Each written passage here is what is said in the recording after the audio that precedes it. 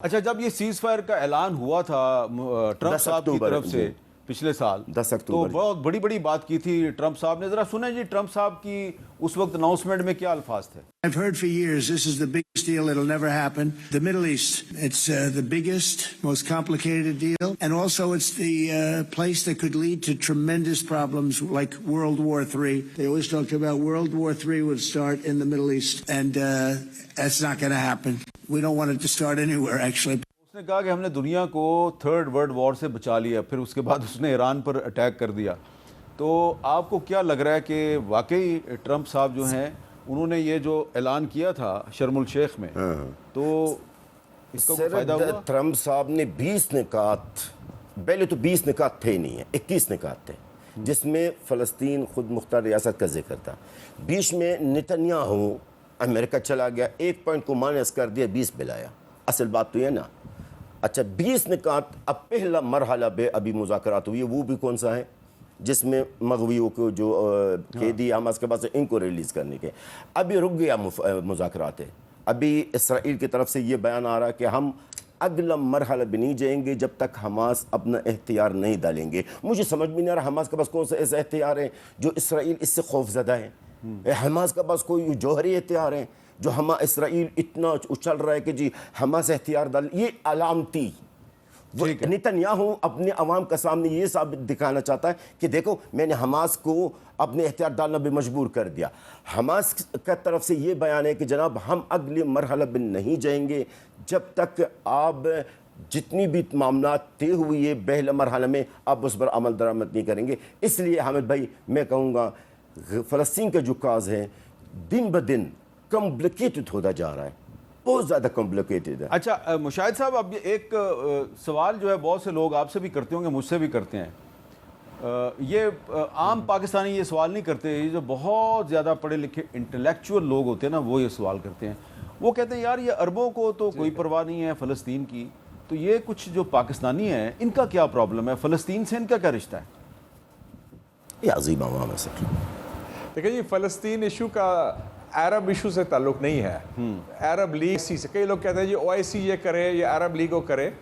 ہمارا موقف جو ہے مسلمانوں کا، خاص طور پہ جنوبی ایشیا کے مسلمانوں کا ایک رشتہ فلسطین سے 100 سال پرانا ہے. سب سے پہلے 1920 میں آل انڈیا مسلم لیگ نے میڈیکل مشن بھیجا تھا فلسطین. جب یہ خلافت عثمانیہ کا خاتمہ ہوا اور نیا نقشہ بنا مڈل ایسٹ کا، سیریا اور لیبنان فرانس کے پاس گئے، عراق اور جارڈن برطانیہ کے پاس گئے، اور یہودیوں کو بیلفورڈ ڈیکلریشن کے نتیجے میں پیلسٹائن دے دیا گیا. اس وقت وہ ایک کیا تھا کیونکہ یہ پین اسلامک سوچ ہے. پھر ایک عظیم مفکر ہیں 20th سینچری کے پورے عالم اسلام کے اور دنیا کے، علامہ اقبال، انہوں نے اس کی نشاندہی کی تھی. انہوں نے جلوس نکالا لاہور میں 1922 میں، اور وہ بھاٹی گیٹ میں اور موچی گیٹ میں، ادھر جا کے انہوں نے فلسطین کے ساتھ یکجہتی کا اظہار کیا. پھر قائد اعظم محمد Ali Jinnah, the founder of Pakistan, one of the greatest leaders of the Muslims of the 20th century, ان کا کیا 1937 میں انہوں نے ریزولوشن پاس کرایا تھا 15 اکتوبر 1937 کو، جو لکھنؤ سیشن تھا جس میں میرے والد صاحب کرنل امجد حسین سید صاحب بھی شریک ہوئے تھے. اس میں انہوں نے فلسطین کے ساتھ یکجہتی کا مخالفت کی تھی. پہلا لیٹر یہ لکھا تھا. تو یہ جو ہے دس از اے ایشو آف دا مسلم امہ، اور اب مسلم امہ سے بڑھ کر this is an issue of humanity. آپ لسٹ دیکھ لینا ممالک کی، South Africa, Colombia, Brazil, Spain, Ireland, یہ مسلمان ملک تو نہیں ہے نا. زوران ممدانی امریکن ہے، اس نے کہا Palestine is the number 1 issue and he is the measure of new York. تو یہ اب ایک عالمی سیاست کا ایشو ہو گیا. اگر کوئی تھرڈ ورلڈ وار ہوئی خدا نخواستہ تو وہ فلسطین کے ایشو پر ہوگی. بی ویری کلیئر، وہ Zionism versus pan Islamism, Zionism versus humanity.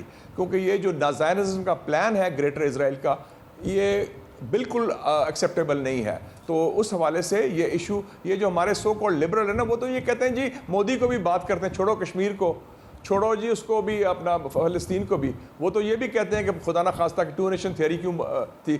تو ان کا تو کوئی دین ایمان نہیں نا. وہ تو کہتے ہیں جو امریکہ کیا کہتا ہے، ان کا تو قبلہ کعبہ امریکہ ہے، مغرب ہے، اور ان کی سوچ اور ہے. تو وہ ایک سوچ غلامی کی سوچ ہے اور وہ بالادستی کو قبول کرنے کی سوچ ہے. اچھا world is based on battle of ideas جس میں مزاحمت اور ریزسٹنس ہے. اور آپ کے سامنے دیکھ لیا فلسطین نے کیسے ریزسٹنس کی ہے زائنزم کی, غزہ کے جینوسائڈ کے باوجود. ایران کیسے کر رہا ہے, پاکستان نے کیسے ریزسٹنس کی ہندوتوا کی پچھلے سال.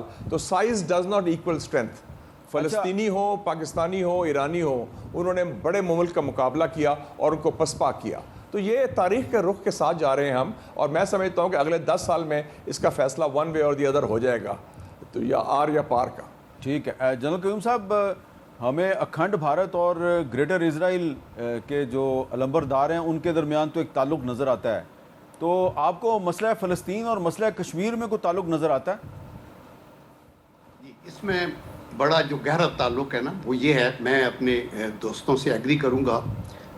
پہلی بات تو یہ ہے کہ یہ جو پیلسٹائن کا مسئلہ ہے یہ نہ عربوں کا ہے نہ مسلمانوں کا ہے, یہ ہیومینٹی کا ہے جیسے کہا گیا, اور یہ اخلاقیات ہے, اور یہ بین الاقوامی قوانین کا مسئلہ ہے, یہ انٹرنیشنل لا کا مسئلہ ہے.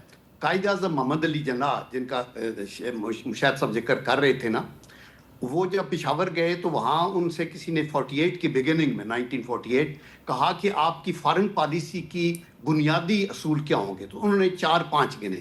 انہوں نے کہا کسی کے خلاف جارحیت نہیں. نمبر 2 انہوں نے کہا ہم سب سے دوستی رکھیں گے اور اسپیشلی سپر پاور اور نیبرز. اور نمبر 3 انہوں نے کہا ہم یونائٹڈ نیشن کے چارٹر پہ چلیں گے. نمبر 4 انہوں نے یہ کہا کہ ہم انٹرنیشنل ریلیشنز میں آنیسٹی اور فیئر پلے کو آگے لے کے آئیں گے. اور last but not the least انہوں نے کہا کہ ہم at all cost with oppressed and suppressed nations کے ساتھ کھڑے ہوں گے. انہوں نے یہ نہیں کہا مسلمانوں کی, دیکھیں وہ کشمیری بھی ہیں, وہ پیلسٹینین بھی ہیں, وہ اگر کوئی اور ایسا مذہب ہے, وہ سکھ ہیں, وہ ہندو ہیں, وہ کرسچین ہیں. جب ہم کہتے ہیں کہ ایک انٹرنیشنل لا ہے, ایک چارٹر ہے ہمارے پاس, ایک UN کا چارٹر ہے, اور ہم کہتے ہیں چھوٹے بڑے ملک برابر ہیں, ان کو رائٹ آف سیلف ڈٹرمینیشن کی بات کرتے ہیں, ہیومن رائٹس کی بات کرتے ہیں, تو دین دیئر فور آئی تھنک کہ یہ پیلسٹائن کا مسئلہ ہو اور کشمیر کا ہو, یہ دونوں سملر ہیں, بیکاز ایسٹ ٹیمور اور صدرن سوڈان اور کئی چیزیں دنیا میں حل کر دی ہیں جب آپ نے کرنا چاہا یہ. لیکن ڈسپائٹ جو ان کی ایک سرد میری ہے ویسٹ کی, اس کے باوجود یہ دونوں issues they have not frozen in time, they are alive اور they are very much alive. اور ادھر بھی یہ کشمیر میں 2 نیوکلیئر پارک کے درمیان ایشو, اور ادھر پیلسٹائن کے اندر بھی جو ہے وہ ایشو اسرائیل کا ہے, وہ ایران کا ہے, اور that could flare up to a third world war. جیسے ٹرمپ کہہ رہے تھے کہ آپ ادھر کانفلکٹ کو آگے چلیں گے, اس لیے مڈل ایسٹ میں اسٹیٹ آف ہرموز یس ایک ایشو ہے, مندب ہوگا, آپ کی سویز کینال ہے, لیکن مدر آف آل پرابلمز جو بنیاد ہے وہ پیلسٹینین کا رائٹ آف سیلف ڈٹرمینیشن ہے, مسجد اقصی کی آزادی ہے, ویسٹ بینک کی آزادی ہے, غزہ کی بحالی ہے اور اس کی آزادی ہے. اور یہ جو ایریا گولان ہائٹ اور آگے پیچھے انہوں نے کیے ہیں, ان ایریوں کو خالی کرنا ہوگا. تو میرے خیال کے اندر یہ پیلسٹائن اور کشمیر کا بڑا چولی دامن کا ساتھ ہے.